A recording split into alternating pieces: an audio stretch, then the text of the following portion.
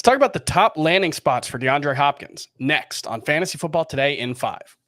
Welcome to FFT in 5. I'm Chris Towers. I'm here with Dave Richard with an emergency edition of FFT in 5. DeAndre Hopkins had requested a trade from the Arizona Cardinals. They did him one better.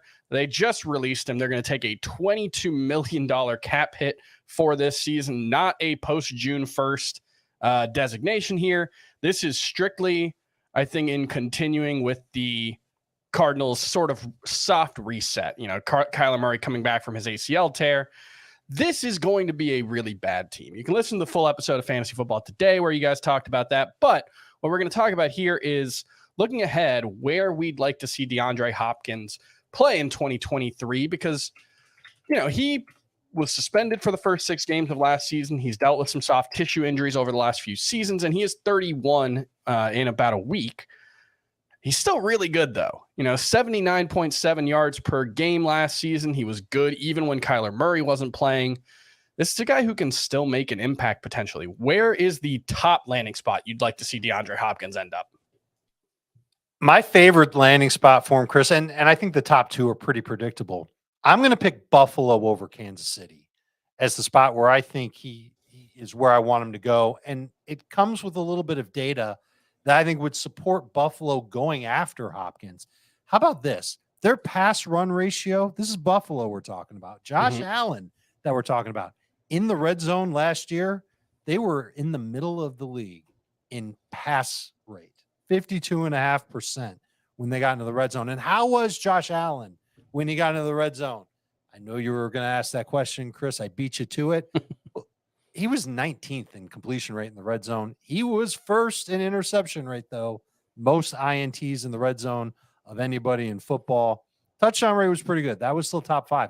But I think that's what DeAndre Hopkins can offer a quarterback is a winner in the red zone. That's why Arizona acquired him in the first place. And I think he can still do that. We're not asking, or a team shouldn't ask DeAndre Hopkins to be an explosive playmaker, although he was sneaky explosive. Still pretty good in the 9 games that he played last year. I think he's much more of like a dominator in the end zone.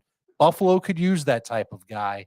I think he would have more success in Buffalo than he would in Kansas City, where he'd kind of have to share that role with, what's that tight end? Is it Noah Gray? I'm forgetting his name. Yeah, not Noah Gray. It's Travis Kelce, actually. Yes, yeah. Of course.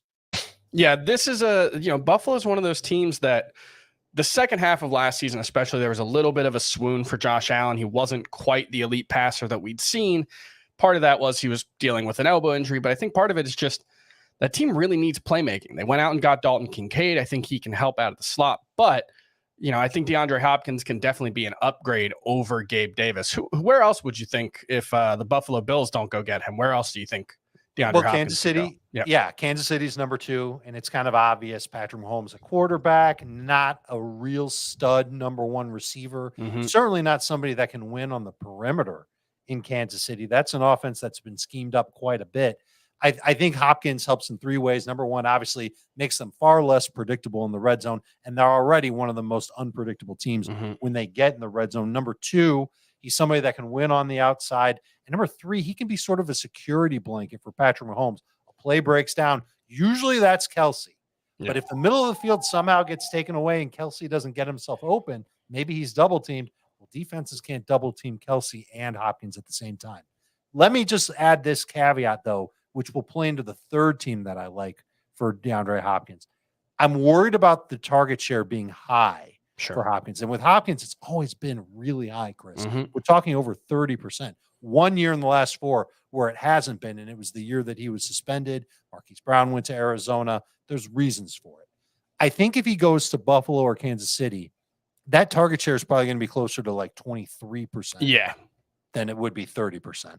Yeah, I think that's fair. And you know, I think there would be some knock-on effects to him going to Kansas City that I would actually welcome because, you know, this was one of the things I said when the Vikings drafted Jordan Addison was I'm glad we don't have to pretend KJ Osborne matters for fantasy anymore. And it's not the same thing with those Kansas City Chiefs wide receivers. I think Sky Moore, Kadarius Toney, Rashee Rice, you know, they've all got early round draft capital. They're all potentially really productive players, but there's no separation between any of them in my minds right now. DeAndre Hopkins, I think, would be a clear number one there. I mean, alongside Travis Kelce, where, I've got Kadarius Toney, Sky Moore, all projected for like 15 to 18% target share. DeAndre Hopkins would immediately be in that 23 to 25% range. There you go. And what's the third landing spot? 100%.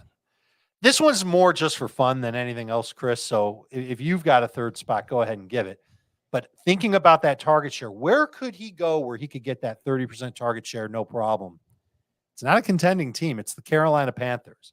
Sure. And it's an offense that really doesn't have an answer at wide receiver. But I think that they would be even more. I think they're going to be sneaky competitive this year, Chris. And I think Bryce Young's accuracy inside of 50 yards is really, really good.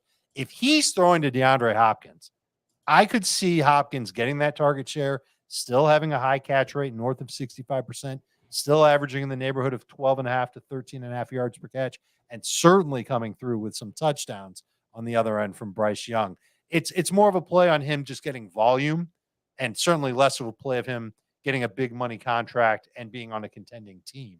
But I think he could get some really good numbers if he if he went to Carolina and was with Bryce Young. Here's a kind of off the radar one that I don't know how realistic it is, but what about Detroit? A team that is a popular pick to make the playoffs. No Jameson Williams. Amon-Ra St. Brown is an awesome player, but DeAndre Hopkins, I think, would be a really, really nice compliment to him. Amon-Ra St. Brown, more of that short intermediate guy, not necessarily a dominant red zone guy because he's a little on the smaller end. DeAndre Hopkins could immediately step in, give that offense another focal point, give the opposing defenses something else to worry about. I know that we're over 5 minutes. Would you like to know Detroit's stats on pass run ratio in the red zone last year? Let's hear it. 54%. I'm going to guess it was a lot of runs. 54% in the red zone last year. So they actually threw more than Buffalo did when they got into the red zone. And as for Jared Goff, how did he do when he was in the red zone? Completed 59.3% of his passes. That's tied for 10th best. His touchdown rate, though, 24.2%. That's 14th. Hopkins would fit in there, Chris. Yep. That's sneaky good. And Sneaky a better good answer than Carolina. All right, that's going to do it for FFT and 5. We'll see you next week.